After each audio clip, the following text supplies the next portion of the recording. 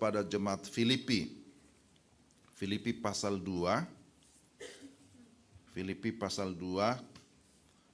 Kita baca mulai dari ayat 5 ya, ayat 5 sampai dengan ayat 11. Kita akan baca firman Tuhan ini secara bergantian.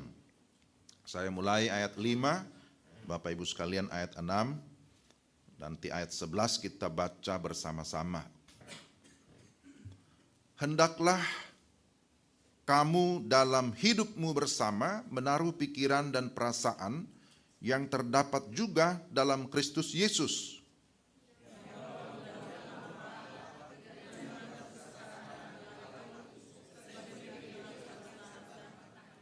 Melainkan telah mengosongkan dirinya sendiri dan mengambil rupa seorang hamba dan menjadi sama dengan manusia.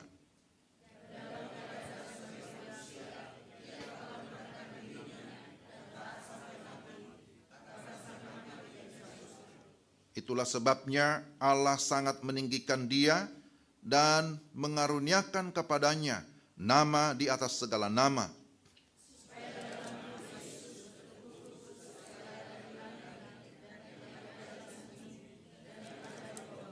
Sama-sama.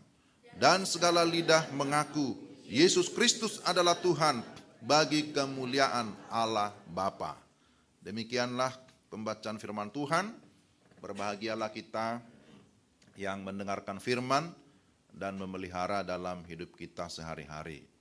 Selamat pagi Bapak Ibu, Shalom. Puji Tuhan, hari ini kita bisa berkumpul lagi, bisa beribadah dengan aman, dengan sukacita. Semua bersukacita? Ya, bisa senyum dulu lah, kiri kanan. Paling tidak tanda sukacita ya. Ya, hari ini saya merasa lebih dingin gitu. Saya tadi kenapa lebih dingin gitu ya? Rupanya orangnya yang kurang banyak. Ya, jadi karena itu Bapak Ibu kita doakan, ajak teman-teman minggu depan ada perjamuan kudus, kita lebih hangat lagi gitu ya. Ya, apakah ada pengaruhnya karena minggu terakhir saya bertanya-tanya begitu ya? Atau memang mungkin mengikuti secara online? Iya, bisa saja karena kita masih memakai live streaming ya, jadi bisa mengikuti di mana saja, entahkah lagi di perjalanan di luar negeri, ada yang lagi di luar negeri juga, di Yerusalem, ada yang lagi di luar kota, di Kalimantan dan di berbagai tempat bisa mengikuti. Nah Bapak Ibu yang terkasih dalam Tuhan Yesus, surat Filipi ini adalah surat yang ditulis oleh Paulus, sering disebut sebagai surat penjara karena waktu dia menulis surat ini dia sedang berada dalam tahanan, dia sedang berada di penjara. Tetapi sekalipun dia berada di sana, dia juga tetap mendoakan jemaat, dia tetap mengikuti perkembangan-perkembangan apa yang terjadi di tengah-tengah jemaat. Jadi hal itulah yang membuat Paulus juga turut bersukacita, sebab sekalipun dia tidak bersama-sama dengan jemaat, tapi dia mendengar berita, mendengar kabar bahwa jemaat Filipi itu adalah jemaat yang mengalami pertumbuhan. Bahwa jemaat Filipi itu ternyata mereka tetap terlibat dalam berita Injil. Dan itu membuat Paulus bersukacita. Misalnya kalau kita lihat dalam Filipi 1 ayat 5. Paulus berkata, aku mengucap syukur kepada Allahku karena persekutuanmu dalam berita Injil, mulai dari hari pertama sampai sekarang ini. Jadi Paulus bersyukur, bersukacita karena ternyata jemaat Filipi itu dikatakan tetap aktif di dalam pemberitaan Injil. Mereka tetap mendukung pekerjaan misi. Kemudian juga kita bisa lihat dalam Filipi 4 ayat 10. Di sana dikatakan bahwa aku sangat bersukacita. Memang surat Filipi ini disebut sebagai surat sukacita. Temanya tentang sukacita. Aku sangat bersukacita dalam Tuhan bahwa akhirnya pikiranmu dan perasaanmu bertumbuh kembali untuk aku. Memang selalu ada perhatianmu, tetapi tidak ada kesempatan bagimu. Kemudian kita lihat lagi ayat 14, Filipi 4. Namun baik juga perbuatanmu bahwa kamu telah mengambil bagian dalam kesusahanku. Kamu sendiri tahu juga, hai orang-orang Filipi, pada waktu aku baru mulai mengabarkan Injil, ketika aku berangkat dari Makedonia, tidak ada satu jemaat pun yang mengadakan perhitungan hutang dan piutang dengan aku selain daripada kamu. Jadi maksudnya bahwa jemaat Filipi ini adalah jemaat yang sangat peduli baik terhadap hamba Tuhan Paulus, tapi terlebih kepada pekerjaan misi, pemberitaan Injil. Jadi itulah yang membuat Paulus bersyukur. Itu yang membuat Paulus begitu bersukacita. Karena ternyata Allah terus bekerja di tengah-tengah jemaatnya. Jemaat Filipi menjadi salah satu contoh jemaat yang misioner, yang sungguh-sungguh peduli kepada pekerjaan misi. Ya, sama harapan kita bahwa gereja kita Pokpukris juga menjadi jemaat yang misioner. Ya, orang pernah bertanya, apa sih tandanya gereja yang misioner? Ya, gereja misioner berarti memang di dalam hatinya selalu ada ya misi, seperti hati Bapa yang terus mau mencari orang-orang yang terhilang, mengasihi orang-orang yang terabaikan. Kerinduannya adalah bagaimana supaya suku-suku bangsa bisa mengenal Yesus Kristus sebagai Tuhan dan Juru Selamat. Dan itu terlihat dalam kehidupan doanya yang tidak lagi berpusat kepada dirinya. Bagaimana dia bisa menikmati firman, bukan hanya yang berkaitan dengan berkat, tetapi juga bagaimana amanat agung bisa disampaikan. Bagaimana juga pemberiannya, bukan hanya pemberian untuk hal-hal yang bersifat sosial, tetapi terlebih ya bagi pekerjaan misi. Nah, itu beberapa indikator. Tetapi Bapak Ibu yang terkasih dalam Tuhan, sekalipun jemaat itu katakanlah sudah menjadi jemaat yang bertumbuh, jemaat yang berbuah, tetapi tetap juga bahwa di dalamnya bisa terjadi yang namanya permasalahan. Dan itulah yang diingatkan oleh Rasul Paulus. Karena ternyata di tengah-tengah pertumbuhan jemaat, di tengah-tengah keadaan mereka yang sudah semakin bagus, ada di sana perselisihan juga. Di dalam Filipi ya, pasal yang keempat ayat 2. Di sana disebutkan ada nasihat yang disampaikan kepada Euodia.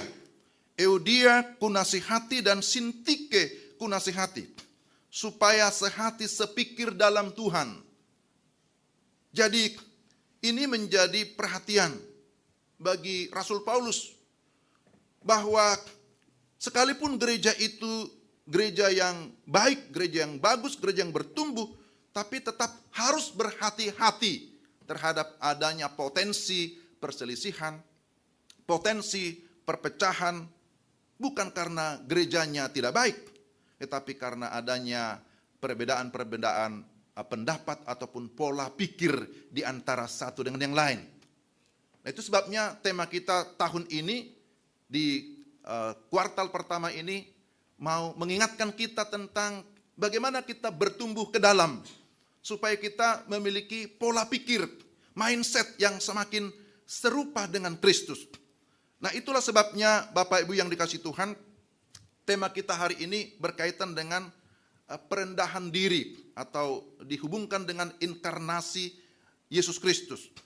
Hal ini penting karena memang dalam sebuah komunitas, dalam sebuah persekutuan jemaat, maka yang namanya kesatuan itu adalah sesuatu yang memang bisa dikatakan mutlak. Karena bagaimana kita bisa bergerak, bagaimana kita bisa maju kalau tidak ada kesatuan. Itu sebabnya dalam ayat yang kelima dikatakan di sini, hendaklah kamu dalam hidupmu bersama, dalam sebuah komunitas. Kalau Filipi itu berarti satu jemaat Filipi. Hendaklah kamu dalam hidupmu bersama menaruh pikiran dan perasaan yang terdapat juga dalam Kristus Yesus. Nah, ini yang mau kita lihat. Seperti apa sih sebenarnya pikiran dan perasaan yang terdapat dalam Kristus Yesus itu? Maka kita akan mulai dengan sebuah pemahaman tentang inkarnasi terlebih dahulu. Karena tema kita berkaitan dengan perendahan diri dan inkarnasi Kristus. Saya mulai dengan istilah inkarnasi itu. Karena bicara inkarnasi itu memang tidak bisa dipisahkan dari perendahan diri Kristus. Jadi inkarnasi itu adalah satu istilah teologis. Itu kalau di bangku-bangku STT itu pasti akan dipelajari. Itu menjadi bahan diskusi yang hangat, bahkan itu menjadi topik makalah, bahkan menjadi skripsi, menjadi tesis. Bahkan juga sampai ke studi doktoral ada yang membahas tentang inkarnasi. Tapi karena ini nuansanya adalah khotbah, tentu saya tidak akan membahas panjang lebar tentang itu. Tetapi saya ingin menyampaikan bahwa inkarnasi itu adalah satu peristiwa sejarah yang sangat penting yang dicatat di dalam Alkitab. Karena itu berkaitan dengan kedatangan Yesus yang pertama. Yesus akan datang kali yang kedua ya. Kita masih dalam penantian akan kedatangannya. Tapi kedatangan Yesus yang pertama sebenarnya itulah yang disebut dengan inkarnasi secara sederhana. Jadi inkarnasi. Bahwa itu menjadi atau masuk, karnal daging atau manusia. Maka peristiwa inkarnasi itu bisa kita lihat dengan jelas di dalam Yohanes pasal 1 ayatnya yang ke-14. Supaya saya bacakan dalam Yohanes pasal 1 ayat 1 dikatakan begini. Pada mulanya adalah firman. Firman itu bersama-sama dengan Allah dan firman itu adalah Allah. Kata firman di sini yang diterjemahkan dari kata logos bahasa Yunani itu mengacu kepada pribadi kedua Allah Tritunggal. Kata firman. Karena dikatakan firman itu bersama-sama dengan Allah. Tapi dikatakan firman itu adalah Allah. Menunjukkan bahwa sang firman logos itu adalah pribadi kedua yang juga setara dengan Allah Bapa. Nah ini kan nanti hubungannya dengan Tritunggal, itu nanti tema tersendiri. Jadi Bapak Ibu yang dikasih Tuhan, bahwa inkarnasi itu berarti ayat 14 berkata, firman itu telah menjadi manusia dan diam di antara kita. Dan kita telah melihat kemuliaannya, yaitu kemuliaan yang diberikan kepadanya sebagai anak tunggal Bapa, penuh kasih karunia dan kebenaran. Berarti inkarnasi itu adalah satu peristiwa penting untuk menggenapi nubuatan dalam perjanjian lama. Nubuatan tentang Mesias yang akan datang, Kejadian 3:15, tapi juga nubuatan para nabi seperti Nabi Yesaya 7:14 yang berkata bahwa seorang perempuan muda, seorang dara akan mengandung dan melahirkan seorang anak laki-laki dan beri namanya Yesus. Atau di bagian lain dikatakan beri namanya Immanuel. Jadi Bapak Ibu yang dikasih Tuhan, bahwa peristiwa inkarnasi berarti firman telah menjadi manusia. Nah, firman itu menunjuk kepada pribadi kedua, menunjuk kepada Yesus. Jadi ini menjadi penting. Nah, kenapa ini saya tekankan? Karena ini memang hal yang sangat esensi di dalam kekristenan Bapak Ibu. Ayat 14 berkata, firman itu telah menjadi manusia. Ya. Karena ada juga orang memakai istilah bahwa inkarnasi itu berarti Allah menjelma menjadi manusia. Mungkin pernah dengar juga kalimat seperti itu. Tapi saya tidak sependapat dengan istilah itu. Bahwa inkarnasi bukan peristiwa Allah menjelma menjadi manusia. Tapi inkarnasi adalah firman telah menjadi manusia. Kalau bicara tentang Allah, berarti itu kan bicara tentang Tritunggal. Kalau ngomong tentang Allah, atau lebih konotasinya kepada Allah Bapa, atau menunjuk kepada Tritunggal. Jadi kalau dikatakan bahwa Allah menjelma menjadi manusia, berarti yang menjadi manusia itu pribadi keberapa sebenarnya? Nah, kita harus memahami bahwa yang menjadi manusia itu adalah pribadi kedua. Jadi Yesus. Jadi Bapak Ibu yang dikasih Tuhan, jadi bahwa dikatakan di sini firman telah menjadi manusia, itulah inkarnasi. Jadi bahwa Yesus itu adalah sungguh-sungguh manusia. Tetapi dia adalah sungguh-sungguh Allah juga. Maka di dalam pribadi Yesus ada disebut dengan istilah duinatur. Ada dua natur, keilahian dan kemanusiaannya. Bahwa Yesus adalah Tuhan, tapi dia adalah manusia. Jadi dia bukan Allah yang berubah menjadi manusia. Seolah-olah kalau Allah berubah menjadi manusia, berarti Allah berhenti menjadi Allah. Dan itu tidak sesuai dengan pemahaman iman kita. Bahwa Allah itu tidak pernah berhenti menjadi Allah. Dia tetap Allah yang kekal. Dia tidak pernah berhenti menjadi Allah. Jadi itu tidak sesuai dengan pemahaman iman kita. Kalau dikatakan bahwa Allah berubah menjadi manusia. Jadi kalau begitu Allah turun derajatnya, berubah posisinya menjadi manusia. Tidak demikian. Tetapi yang benar, Yohanes 1:14 menyatakan firman itu, logos itu telah menjadi manusia. Jadi ini hal yang pertama yang perlu saya tekankan Bapak Ibu untuk semakin meneguhkan pengetahuan kita atau pemahaman kita, ataupun jikalau ada konsep yang masih kurang yakin selama ini, kita diyakinkan tentang konsep inkarnasi.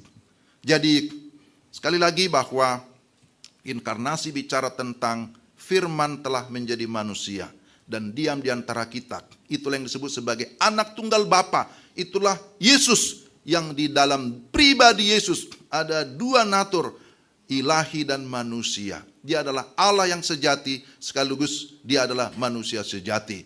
Dan banyak orang-orang di luar kekristenan tidak setuju dengan pendapat ini.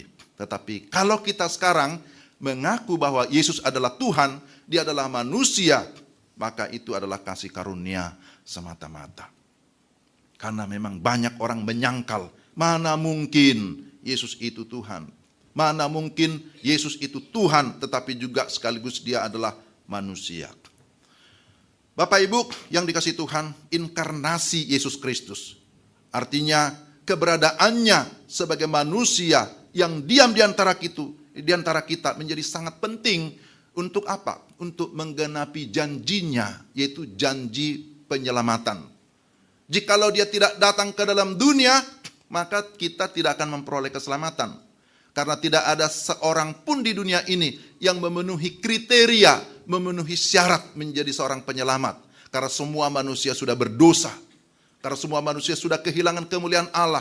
Maka dia harus datang ke dalam dunia dan dilahirkan dari seorang darah, seorang perawan. Itu menunjukkan bahwa memang kelahiran Yesus itu bukan karena hasil hubungan laki-laki dan perempuan. Tapi jelas dikatakan Roh Kuduslah yang memberikan kandungan di dalam Maria, di dalam diri Maria.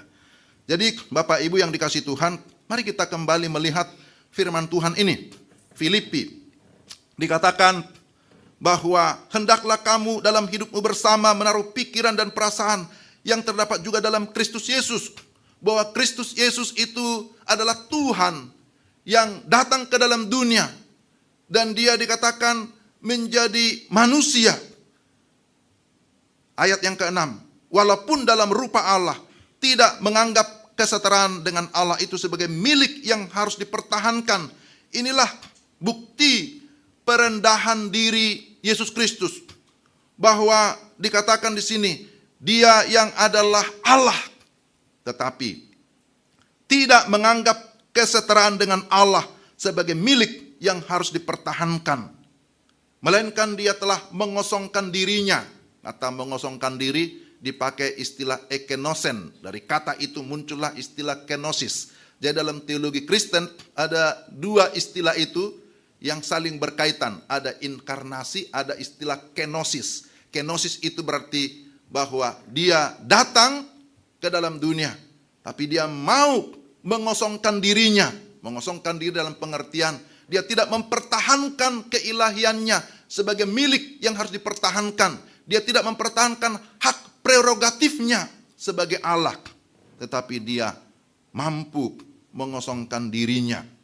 Dan ini menjadi teladan bagi jemaat Filipi, teladan bagi Paulus, dan itu juga yang mau disampaikan kepada kita pada saat ini, supaya sebagai gereja Tuhan, sebagai orang-orang Kristen, sebagai pengikut Kristus, kita mau mengikuti teladannya dengan cara kita juga mampu untuk tanda kutip mengosongkan diri kita, merendahkan diri kita serendah-rendahnya sebagaimana Kristus Yesus, supaya pada akhirnya dia bisa memenangkan banyak orang. Jadi ini luar biasa. Bagaimana Yesus merendahkan dirinya? Bahwa perendahan diri Yesus itu adalah perendahan diri yang sempurna, perendahan diri yang sangat total. Kalau kita memperhatikan, sebenarnya ini ada 7 tahapan bagaimana Yesus merendahkan dirinya. Pertama, disebutkan bahwa dia adalah Allah. Tapi dia yang adalah Allah tidak menganggap kesetaraan Allah itu sebagai milik yang harus dipertahankan. Sudah turun 1 level. Melainkan telah mengosongkan dirinya, mengambil rupa seorang hamba, menjadi sama dengan manusia. Dan dalam keadaannya sebagai manusia merendahkan dirinya, taat sampai mati. Mati di kayu salib. 7 tahapan perendahan diri Yesus. Kalau dalam tradisi Yahudi, ya sering angka 7 itu menunjuk kepada kesempurnaan ya. Jadi angka-angka itu ada maknanya di dalam budaya Yahudi, dalam tradisi Alkitab. Jadi 7. Kita sering menemukan, nanti kalau baca kitab Wahyu, di sana ada angka 777. Ada 7 jemaat, 7 kaki dian, 7 sangkakala, dan seterusnya. Itu semua punya makna. Jadi ini juga dimaknai bahwa Yesus merendahkan dirinya dalam tahapan yang sangat sempurna. Saking sempurnanya, tidak ada yang bisa menyamai dia. Tetapi kita diminta supaya semakin menyerupai dia, walaupun tidak mungkin sama persis. Tapi karena kita adalah anak-anaknya, tentu kita harus semakin menyerupai dia, semakin menyerupai Kristus. Jadi Bapak Ibu yang terkasih dalam Tuhan Yesus Kristus, bahwa Yesus merendahkan dirinya secara total dan berujung kepada kematian. Dan kematiannya pun adalah kematian di kayu salib. Adalah kematian yang menurut orang-orang Yahudi adalah sebagai kutuk, sebagai batu sandungan. Yang menurut orang-orang Yunani, bahwa orang-orang di salib itu berarti adalah orang-orang yang bodoh. Dan menurut orang-orang Romawi, bahwa orang yang mati di kayu salib berarti itu adalah orang yang sangat lemah, yang tidak berdaya. Tetapi justru berita itu disampaikan di dalam bagian ini, bahwa dia mengosongkan dirinya di dalam ketaatannya sebagai hamba, dan kemudian dia mau taat sampai mati, mati di kayu salib. Karena bagi kita sebagai orang-orang Kristen, sebagai orang percaya, salib itu bukan lagi lambang kutuk. Bagi orang percaya, salib itu bukan lambang kebodohan, salib itu bukan lagi lambang kelemahan, tetapi bagi kita salib Yesus adalah lambang kehidupan.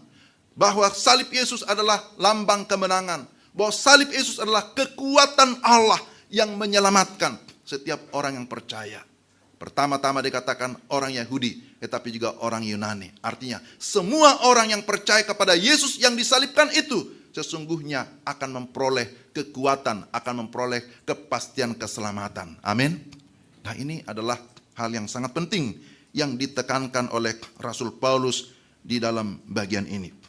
Jadi kita ini sedang berada di minggu-minggu Prapaskah. Hari ini kita minggu Prapaskah yang kedua. Mengingatkan kita tentang pengorbanan Yesus. Mengingatkan kita tentang karyanya.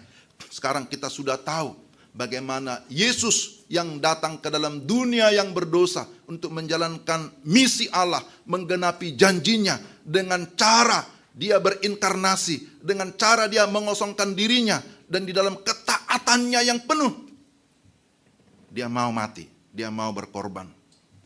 Pertanyaannya adalah, bagaimana respon kita? Setelah kita memahami kebenaran ini, apa yang harus kita lakukan?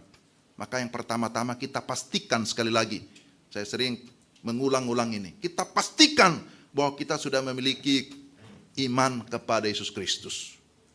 Karena setelah berita tentang Logos disampaikan di dalam Yohanes pasal 1 yang tadi sudah kita baca, tapi dalam Yohanes 12 di sana disebutkan, tetapi semua orang yang menerimanya diberinya kuasa supaya menjadi anak-anak Allah, yaitu mereka yang percaya dalam namanya. Dan ini menjadi respon dasar. Ini menjadi respon semua orang yang mendengarkan berita Injil, mendengarkan berita firman, mendengarkan berita tentang Yesus. Maka respon yang diharapkan adalah sungguh-sungguh membuka hati, percaya dan menerima Yesus itu sebagai Tuhan dan Juru Selamat satu-satunya. Inilah respon pertama, bahwa kita harus sungguh-sungguh percaya dan menerima bahwa Yesus itu benar-benar mati di kayu salib. Bahwa berita kematiannya di kayu salib itu bukan berita bohong, bukan berita mitos, tapi itu adalah fakta sejarah.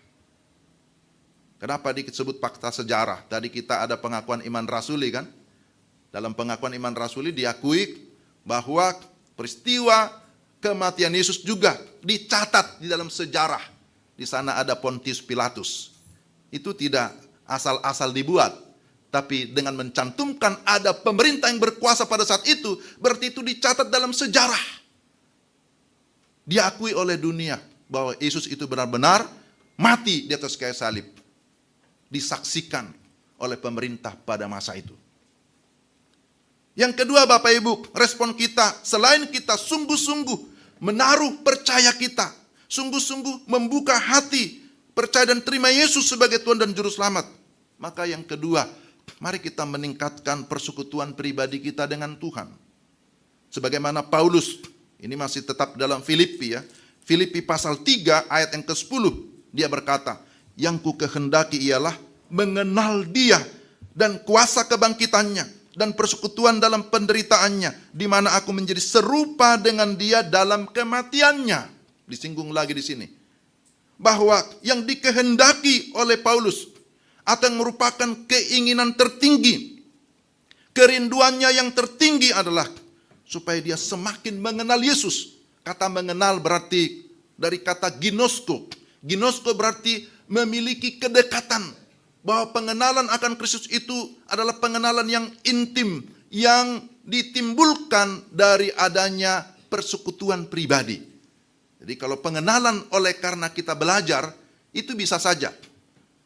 Jadi para mahasiswa STT, mereka bisa banyak belajar pengetahuan teologi, pengetahuan tentang Kristus. Tapi itu tidak menjamin bahwa banyak belajar, maka karakternya akan pasti menyerupai Kristus. Belum tentu. Dan itu sudah banyak terjadi. Tapi apa yang mengubah kehidupan karakternya? Selain pengetahuan itu, tapi dia memiliki persekutuan pribadi yang intim dengan Tuhan. Yang ditandai dengan adanya saat teduh pribadi, hubungan pribadi dengan Tuhan. Itulah yang membentuk karakter. Sehingga kita semakin memiliki kepekaan. Seperti apa sebenarnya maunya Tuhan dalam hidup kita. Jadi banyak tahu, banyak pengetahuan tanpa hubungan pribadi, nanti jadi sombong. Dan dia berkata, saya sudah tahu itu, saya sudah tahu semua, sudah tahu. Tapi berkaitan dengan ketuhanan itu bukan masalah pengetahuan. Seorang teolog dari Inggris namanya C.S. Lewis berkata bahwa kekristenan adalah relationship, hubungan. Jadi kekristenan itu bukan knowledge. Walaupun knowledge itu pengetahuan penting. Tapi sesungguhnya kekristenan itu bicara tentang hubungan pribadi. Ini penting. Hubungan pribadi kita dengan Tuhan. Itulah yang akan menuntun kita kepada karakter-karakter yang sesuai dengan kehendak Tuhan. Karena kita Semakin dekat dengan Tuhan harusnya semakin memiliki kepekaan kepada apa yang dia mau. Jadi itu yang kedua yang kita lihat dari teks ini. Bahwa Rasul Paulus berkata, yang ku kehendaki ialah, yang merupakan kerinduanku ialah aku semakin mengenal Tuhan. Tapi bagaimana mengenal Tuhan? Maka dia mau memiliki persekutuan pribadi dengan dia. Tapi yang ketiga, bahwa kerinduannya itu tidak hanya sekedar persekutuan, tetapi juga respon berikutnya. Dia mau melibatkan dirinya di dalam pelayanan. Sekalipun karena pelayanan pemberitaan Injil, dia akhirnya ditangkap, dipenjarakan. Tetapi bahwa semangatnya tidak pernah berkurang. Bahwa semangatnya tidak pernah pudar. Sekalipun ada tantangan, ada banyak pergumulan. Memang selama kita di dunia ini ya pasti banyak pergumulan. Mau dimanapun kita berada. Mau anak-anak, remaja pemuda, orang tua, lansia. Semua kita punya pergumulan. Kalau disuruh bikin checklist, semua kita punya daftar pergumulan itu. Tapi pertanyaannya, apakah pergumulan yang berat, kesulitan itu akan meruntuhkan iman kita dan berkata, kalau begitu saya nggak usah ke gereja lagi. Soalnya ke gereja juga begitu-gitu aja. Saya nggak usah lagi ikut doa syafaat, soalnya yang datang cuma itu-itu aja. Supaya tidak itu-itu aja, mari kita tambah. Kan gitu ya. Kalau kita cuma itu-itu, ya supaya tidak begitu berarti mari kita rame-rame. Sama-sama terlibat dalam pelayanan. Sama-sama kita mau memberi diri sebagaimana Kristus yang memberi dirinya bukan untuk kepentingan dirinya sendiri, tapi Yesus rela berkorban, rela mati untuk kepentingan orang lain, untuk kepentingan orang-orang berdosa. Aduh, ini luar biasa bagaimana karakter sifat Tuhan yang begitu mulia. Jadi Bapak Ibu yang dikasihi Tuhan, respon kita pertama harus sungguh-sungguh percaya dan menerima Yesus, memiliki iman yang teguh. Respon berikutnya, kita harus memiliki persekutuan yang intim dengan Tuhan. Kita harus memiliki satu tekad, aku harus semakin mengenal Dia. Bagaimana kita mengenal seseorang, maka kita harus semakin dekat dengan dia, kan? Nggak mungkin kita bisa mengenal orang itu kalau kita makin jauh. Tapi kita mau membangun komunikasi, kita ingin bertanya, kita ingin lebih dalam mengenalnya, maka kita harus lebih dekat. Demikian juga hubungan dengan Tuhan. Dan ketiga terakhir, bahwa kita harus melibatkan diri dalam pelayanan ataupun dalam misi Tuhan. Karena tujuan Kristus datang ke dalam dunia adalah untuk misi, untuk melayani, untuk memberitakan bahwa di dalam Dia ada keselamatan. Sebagaimana dikatakan dalam ayat 9 sampai 11. Itu sebabnya Allah sangat meninggikan Dia dan mengaruniakan kepadanya nama di atas segala nama, supaya dalam nama Yesus bertekuk lutut segala yang ada di langit dan yang ada di atas bumi dan yang ada di bawah bumi, dan segala lidah mengaku Yesus Kristus adalah Tuhan bagi kemuliaan Allah Bapa. Inilah sebenarnya sasaran dari misi itu. Tujuan dari pelayanan kita adalah supaya Tuhan dimuliakan. Supaya dikatakan kemuliaan bagi Allah Bapa itu dinyatakan di tempat ini. Kita selalu berkata soli Deo Gloria. Biasanya habis doa persiapan di sana, soli Deo Gloria. Artinya apa? Segala kemuliaan hanya bagi Tuhan. Bahwa kalau kita melayani, tujuannya adalah untuk kemuliaan Tuhan. Tapi saya percaya kalau Tuhan dimuliakan, pasti kita semua akan diberkati. Amin. Kalau Tuhan dimuliakan, pasti kita diberkati. Tapi kalau kita yang dimuliakan, maka Tuhan pasti tidak senang, kan gitu ya. Jadi mari kita seperti Paulus di dalam bagian ini. Dia mau memberi dirinya untuk melayani Tuhan sekalipun ada tantangan yang harus dihadapi. Karena bagi dia, bagi Paulus berkata, hidup adalah Kristus. Bagiku hidup adalah Kristus dan mati adalah keuntungan. Tetapi jika aku harus hidup di dunia ini, itu berarti bagiku bekerja memberi buah. Itu Filipi pasal 1 ayat 22. Ayat 21 sampai 22. Biarlah komitmen seperti ini juga kita miliki. Kalau aku hidup, biarlah aku hidup bagi Kristus. Kalau suatu saat aku mati, aku pun menjadi orang yang beruntung, orang yang berbahagia. Karena selama aku hidup, aku sudah memberi diri untuk dipakai oleh Tuhan. Mari kita, sebagaimana tema kita, Kristus saja merendahkan dirinya sampai serendah-rendahnya. Maka kita sebagai anak-anaknya, mari kita merendahkan hati kita, merendahkan diri kita. Karena firman Tuhan berkata, orang yang rendah hati dia akan ditinggikan. Tapi orang tinggi hati pasti akan direndahkan. Kita selalu mengingat prinsip pada umumnya bahwa air itu mengalir ke tempat yang lebih rendah. Artinya bahwa berkat Tuhan juga mengalir kepada orang-orang yang mau merendahkan hatinya di hadapan Tuhan.